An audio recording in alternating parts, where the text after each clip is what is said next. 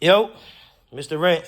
All right, so what we got here, well, we was doing the motor swap. Yesterday I had replaced the motor mounts, all new mounts. And upon doing so, swapping the motor, so this is the old motor, 3.2 Acura TL 2006. This is the new used motor. And something to look out for was this.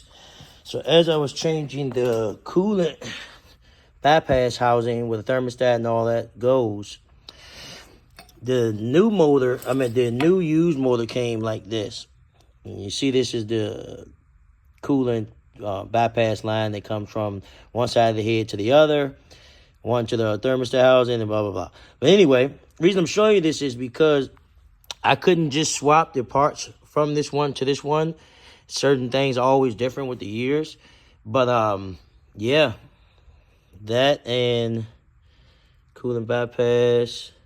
Of course, this was a manual. This one was an automatic motor, so I had to swap the flywheel and all that kind of stuff. But while changing this, I just put this, well, you see the bolts aren't on here yet.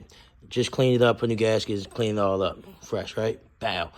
But anyway, while replacing this, and you see that sensor right there.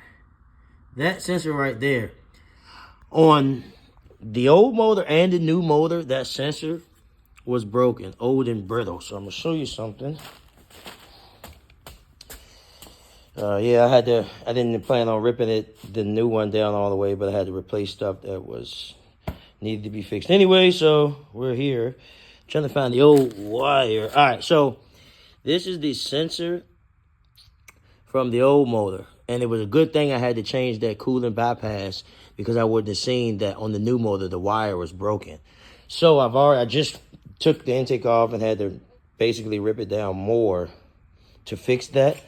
But if I can find the wire, yeah, don't mind the mess. Didn't plan on doing all this extra work, but that's what sometimes happens when you get a used motor. You don't know the exact information. It could be running fine, but certain things could be wrong. So on the new used motor, this is the sensor, the pigtail plug, and that goes down to that sensor I showed you. And the reason I'm showing you this is because on the old motor and the new motor, the wire looked like this on both of them. Very brittle, broke. And the reason I'm telling you this is because all the heat that's down in the middle right here just wears that wire out. So if you're having any issues with your Acura, or maybe so, just always check in between that. Check that sensor right there. I can't remember the name of it right now. I got a brain fart. But that sensor is the, damn, I can't remember the name of it. But anyway, long story short, swapping the motors out. Always check everything before you swap everything over and just make sure everything is tight. Like on this one, they come in coil packs. I'm going to pull all the coil packs, pull all the plugs. I poured the intake and the new used motor. See, if someone would have just dropped it in without checking it, as you see, the injectors are not so fresh either. So yeah, just pulling them down piece by piece. You see this gasket maker. This the new used. That's the old one. So go and compare which parts are better, swap them over. But yeah, this is the process. I'm here today. I had to put a new throwout bearing also. New throwout bearing. Clutch has been replaced probably six months ago, so that's fine.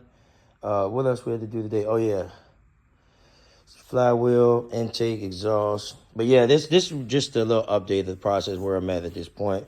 But yeah, check this thing over, and I'll be back. Maybe I have another issue and I'll show you. But hopefully everything keeps going smooth from this point on, and I'll be back once I get it in the car. Peace.